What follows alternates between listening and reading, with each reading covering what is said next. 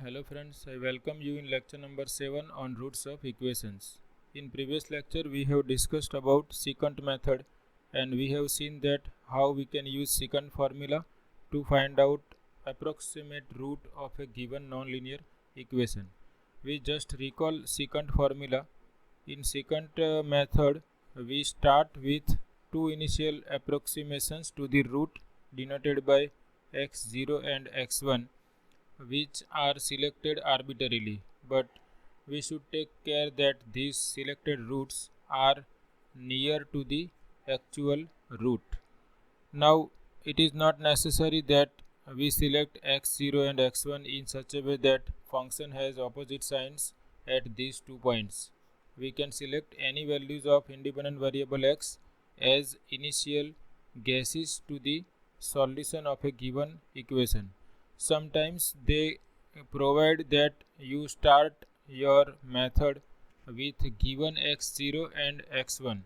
Sometimes in the examination they mention that use secant method with this x0 and this x1. So if x0 and x1 are provided, you should use that provided initial approximations. If they are not provided, then you can start with your own x0 and x1, but we should take care that they are near to the actual root. So now how to decide that selected x0 and x1 are near to the root? So for that we can again find out values of function at x0 and x1, and we can select in such a way that they are of opposite signs. Here it is not necessary to select x0 and x1 such that f of x0 is positive and f of x1 is negative, or f of x0 is negative and f of x0 is positive.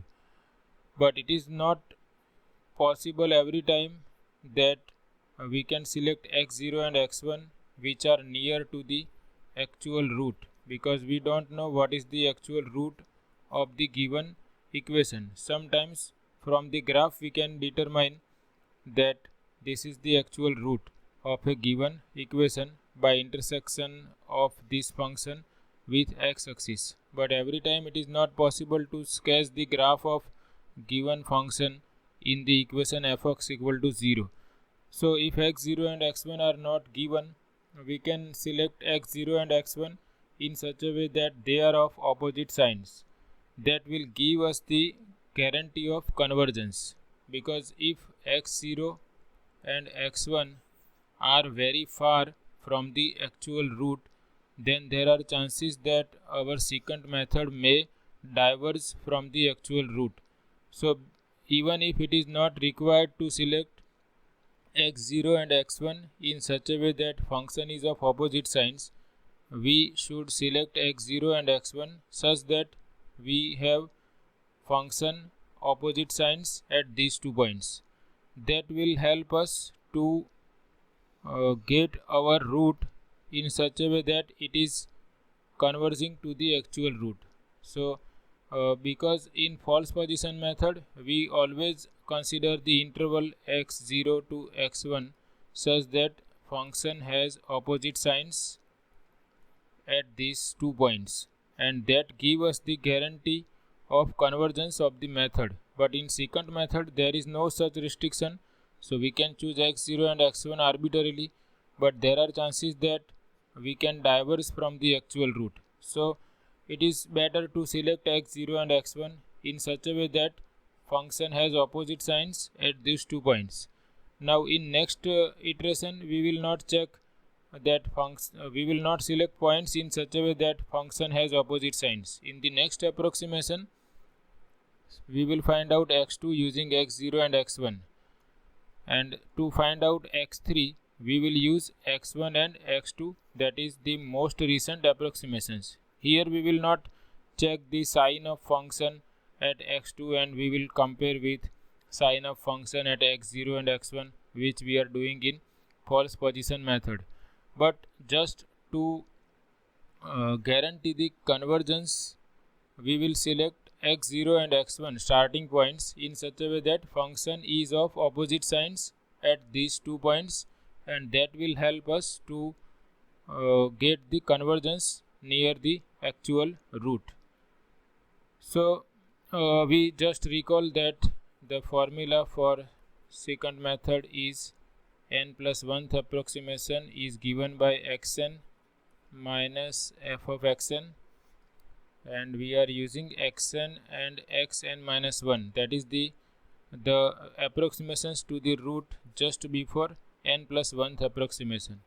Here value of function at xn minus value of function at xn minus 1, and n will start with 1. N is a natural number.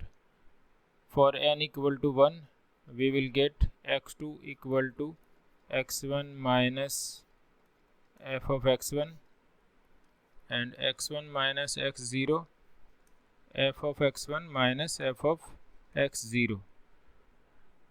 So using x1 and x0 we will obtain x2, and in the next iteration we will use most recent approximations, that is x1 and x2, to obtain the next approximation x3. And if I take n equal to 2 here, I will have x3 equal to x2 minus value of function at x2, here x2 minus x1, and value of function at x2 minus value of function at x1. Then to obtain x4 we will use x3, that is the most recent approximation, and x2. So keep in mind here that to find out x2 we have to start with two initial approximations, x0 and x1, that we can choose arbitrarily, but we will select in such a way that function is of opposite signs at these 2 points to guarantee the convergence near the root. And using x0 and x1 we will obtain x2. Now in the next step we will use x1 and x2 to obtain x3, and here we are not considering that f of x1 and f of x2 are of opposite signs. They can be positive also, they can be negative also. So there is no worry here. We will use the most recent values of the approximation to the root. For just the convergence assurity, we are selecting x0 and x1 such that function is of opposite signs, even though it is not required in secant method. And if they provide that you apply secant method with given x0 and x1, then you should use whatever values are given in the question. Now rest of the things are computations, so that I have written here for this problem. It was asked in GTU Winter 2025 examination for 7 marks. We are given that apply secant method to find the root of this equation, x cube plus x square minus 3x minus 3 equal to 0. It is non-linear equation because polynomial has highest degree 3, and we have to find out root which is correct up to 5 decimal places. So we will do our calculations by fixing our calculator greater than or equal to 5 decimal places. So it is better to fix our calculator up to 5 decimal places. So I have done all the calculations, and here I have written systematically. First we have to write what is given equation. Then this left hand side is denoted by function of x, say f of x. Here we have obtained that value of function at 1 is negative and value of function at 2 is positive. Therefore we have started with initial points or initial approximations to the root as x0 equal to 1 and x1 equal to 2. And using this x0 and x1 and applying secant formula, we have obtained the value of next approximation in first iteration.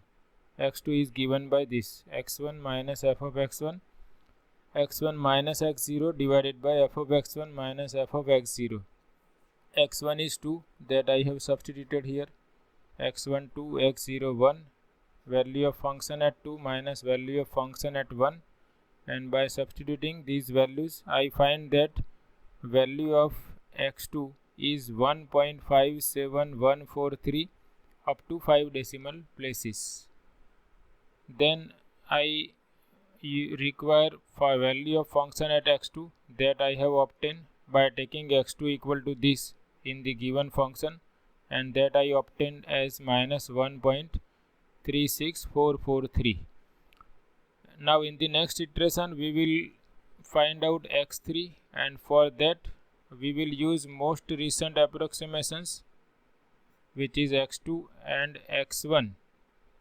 Our x1 is 2. So using x1 equal to 2 and x2 equal to 1.57143, we will find out x3. So I have calculated x3 here. The secant formula is x3 equal to x2 minus f of x2 multiplied with this quotient. x2 is written here. Value of function at x2 is negative, so that negative combined with this negative will give us positive value. This is difference of this x2 1.57143 and x1 equal to 2, so it is negative. Then value of function at x2, this value, minus value of function at x1, that is 3. So that difference I have written directly here, and using scientific calculator I obtain x3 equal to 1.70541, and we require our answer correct up to 5 decimal places. So every time when we find out approximation, we will compare that approximation with a previous approximation, and we will see that whether they agree up to 5 decimal places or not. Our x2 was 1.57143 and this is 1.70541, so they do not agree. So we have to compute x4 also.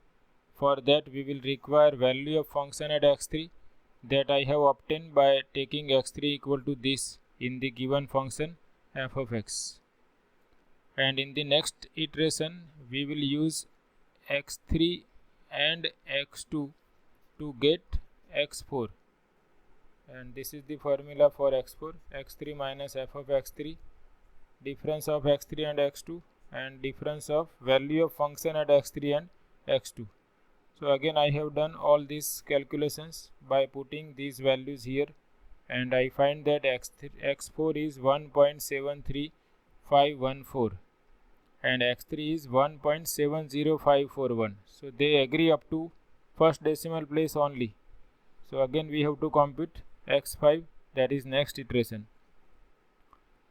At x4 I have calculated value of function at x4, and to obtain x5 I have used x4 and x3. So this is the formula, secant formula for x5, and putting all these values here we obtain x5 equal to 1.73200 and this is 1.73514. So they agree up to 2 decimal places only. So again we have to compute next approximation, or we have to go one more iteration. So for that value of function at x5 is computed by putting x5 in given function f of x, and you can see this is going near to 0. We obtain 3 zeros here, that means value of root correct up to 3 decimal places can be written as 1.732. If we fix our calculator up to 3 decimal places, then f of x5 becomes 0. That means 1.732 is a root which is correct up to 5 decimal places, but here we require our root correct up to 5 decimal places. This is correct up to 3 decimal places, so we have to compute x6 also, and for that we will use x5 and x4 that I have written here, and I substitute all these values from previous iterations, and I find that x3 is 1.73205 and x5 is 1.732. So it is correct up to 3 decimal places. They agree with each other up to 3 decimal places. So we have to again go for next iteration. I have obtained f of x6. That turns out to be 0.00001. So this is 0 up to 4 decimal places, but our root is required up to 5 decimal places. So if I had obtained 0 here, I would have not gone for next iteration. So let me calculate x7 also. x7 is obtained by using x5 and x6, and we have substituted all these values, and we find that x7 is 1.73205 and it is similar to 1.73205 equal to x6. So x6 and x7 agree up to 5 decimal places. Therefore we can say that root of given equation is 1.73205, correct up to 5 decimal places. So this is very easy method. All you have to remember is secant formula, and you have to start with two initial values of root denoted by x0 and x1. There is no rule to select x0 and x1. You can select x0 and x1 in arbitrary way, but we advise that you select x0 and x1 in such a way that function is of opposite signs at these 2 points, so that you will have the guarantee of convergence near the actual root. And every time we will use the most recent approximations to obtain the next approximation. To obtain x2 we have used x1 and x0. Then to obtain x3 we have used x1 and x2. Similarly, to find out x4 we will use x3 and x2. To obtain x4 we are using most recent approximations x3 and x2. In general, to obtain n plus 1th approximation we are using most recent approximations, which are xn and xn minus 1, and we compute the number of iterations in such a way that we obtain our root required up to the desired accuracy. Here they have asked to obtain the root which is correct up to 5 decimal places. So we have obtained up to 5 decimal places, and for that we had to go up to iteration number 6.